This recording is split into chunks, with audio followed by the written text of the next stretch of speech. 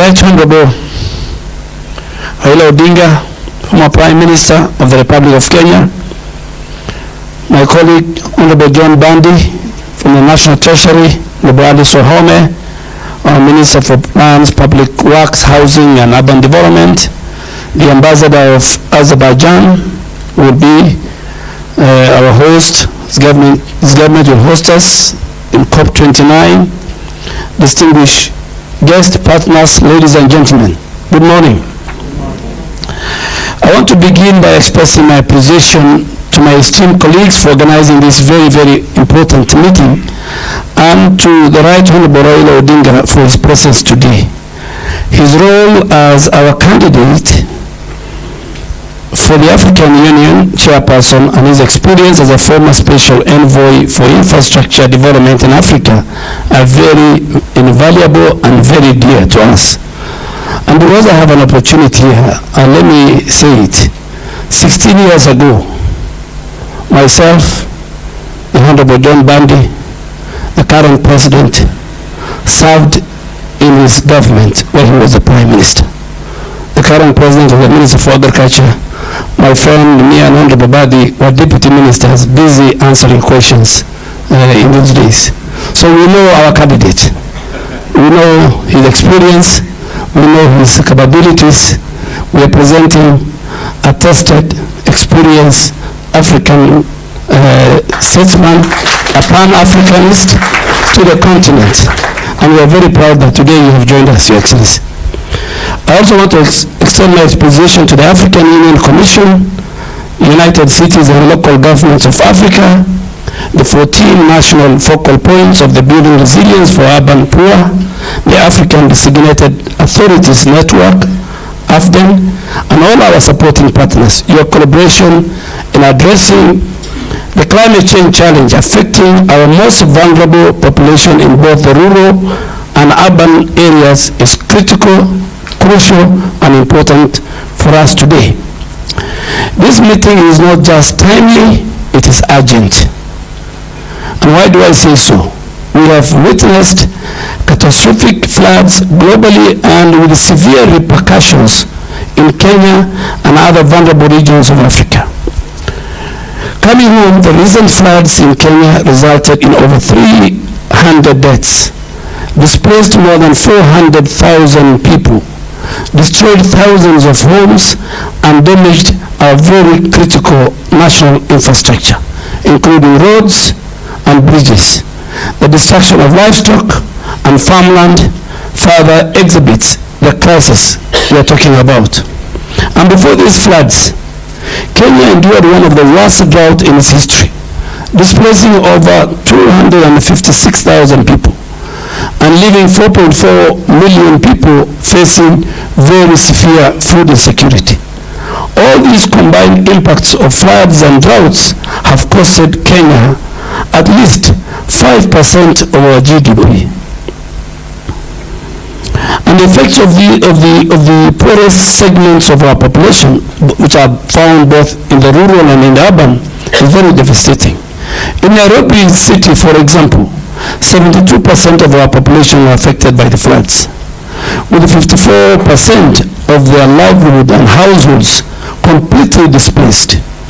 The urban poor, who make about 60% of our population and reside in informal settlements and flood-prone areas, are shouldering the heaviest burden of climate change. While the government is actively mobilizing resources to recover from these recent floods, it is clear that we need to do much more to address the dire consequences of this climate change. According to the recent UN Habitat report, if current urbanization rates continue, approximately, which is 50% of Kenyans now will live in urban areas by 2030, another UN report predicts that by 2050, 60% of Africa's population will reside in cities and towns. With a high rate of migration from rural to urban areas, our largest cities ultimately will be increasing and increasingly be located in developing countries. This will exhibit the spread of informal settlements and intensify the threats posed by climate change. And it's imperative that faced with this, we tackle climate change with the urgency it requires, and we must resolve.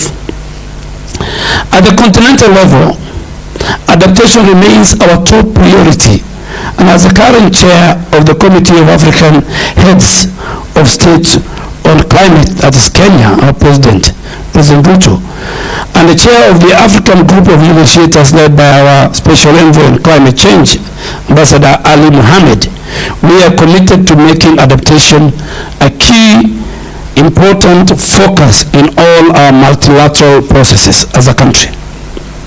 To confront climate change challenges, Kenya hosted the first ever Africa Climate Summit and adopted the Nairobi Declaration, which will guide our continent climate action. Notably, Kenya has enacted several legal and policy measures to address climate change. We have one of the most robust climate acts.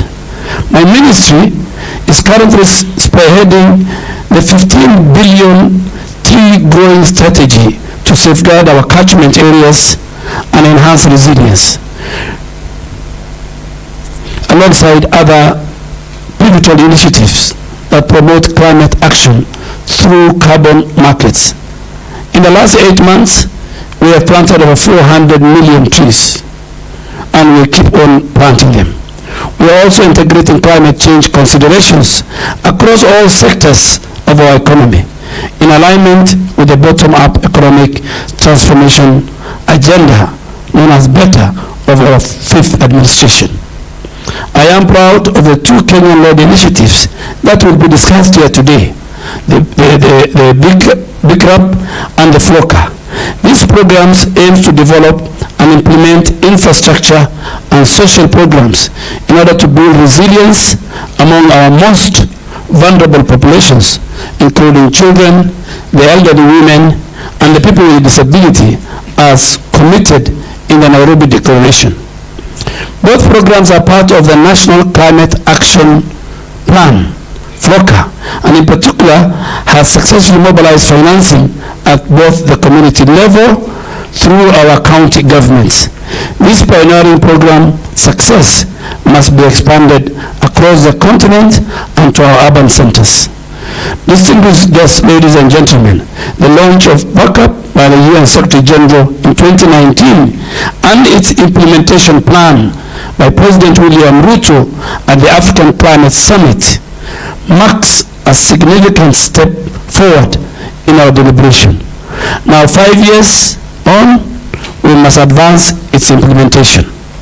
And I want to commend Honorable Alice Ohome and the Executive Secretary of the United Cities and Local Governments of Africa for their leadership in mobilizing resources for backup in the 14 African countries.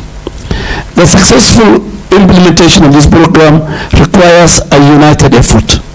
Governments, NGOs, civil society, the private sector, international agencies must come together to provide the necessary funding, expertise, and resources to elevate it to the level of FLOCA. And I'm very hopeful that Backup Kenya will address critical challenges such as housing, water, infrastructure, including even accelerating our affordable housing and slum upgrading program, and supporting the Nairobi River Commission in its cleanup efforts. Your Excellency, former Prime Minister, I want to assure you that I will take the route of the late John Michuki. I will clean Nairobi River Commission.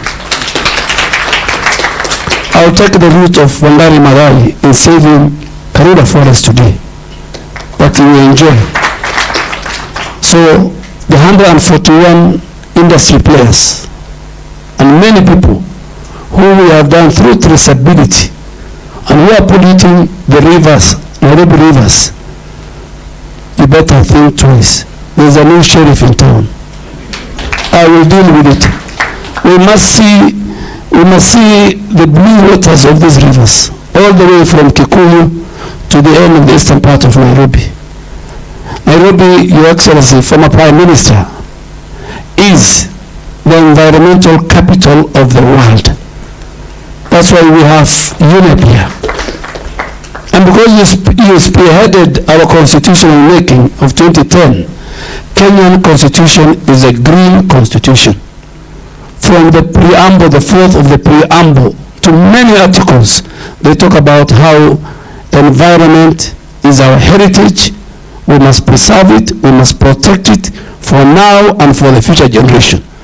So I'm going to implement the green constitution of 2010. I'm going to implement what our forefathers, key leaders like Wangari, Mathai did for our country. As I conclude, I urge the 14 bankrupt county representatives and AFDAN as the Green Climate Fund, the focal points to finalize the modalities for implementing the GCF readiness, support to scale up FLOCA, and mobilize resources for backup and other resilience building projects. I trust this meeting will produce a clear investment pipelines, both for initiatives which are suitable for presentation under the African Climate Summit Nairobi Declaration Framework. I urge AFDAN to identify and address the barriers to investment in adaptation and the slow rate of disbursement and access, particularly from GCF and other global funds. Present these outcomes for consideration at the AMKEN meeting of the environment ministers that will be held in Abidjan next week, and in all other continental forums that all of us together, our ministers, our technical people, our PSS will be attending. So I call on AFDAN to support similar national and continental initiative to ensure no one is left behind. I wish you all productive discussion. May God bless you. Thank you very much.